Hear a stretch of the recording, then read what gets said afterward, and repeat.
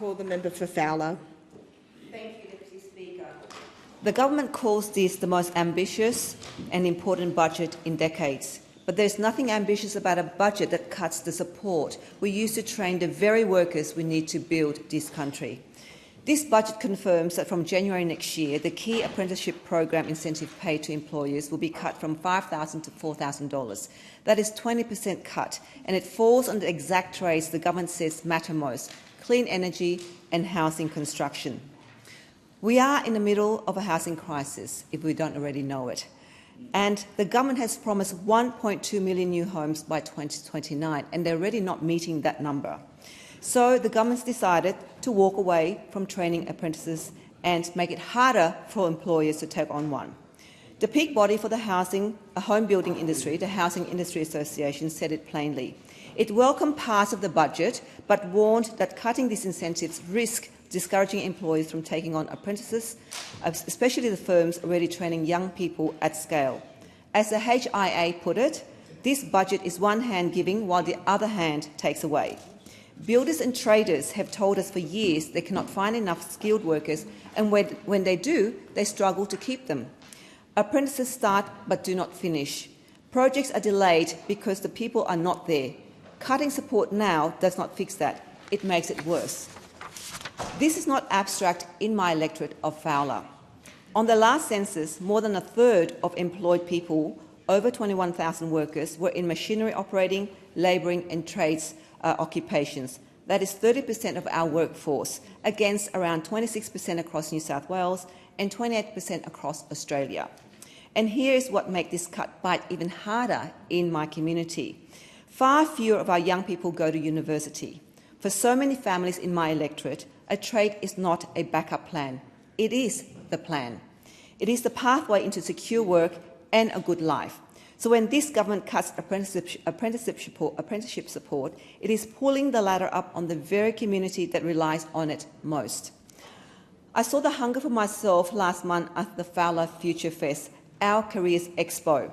The Housing Industry Association store was one of the busiest, crowded with young people who want a trade, who want to earn while they learn and build a real career. Those young people are exactly who this cut lets down. Let me make a broader point.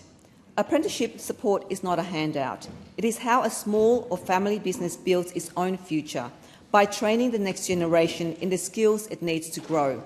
When we back a small business to take on an apprentice, we are building skills and capability in our young people. That is not a cost to the country. It's an investment in it.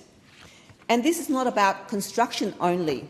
Take hospitality, for example, an industry that turns over around $66 billion a year and employs close to 1 million Australians, with the youngest workforce in the country. From January this year, the support for apprentices and trainees in hospitality was cut in half, from about 5,000 to a maximum 2,500. So the cafe and the restaurant, the family kitchen that gives a young person their very first job, now gets half the help to train them. In the middle of a skills shortage, how does that make any sense at all? There are no apprentices without an employer willing and able to sign the training contract and to carry the risk. Most employers in my community are small and family businesses, carrying every new cost and every new rule themselves. The budget makes the risk heavier, not lighter.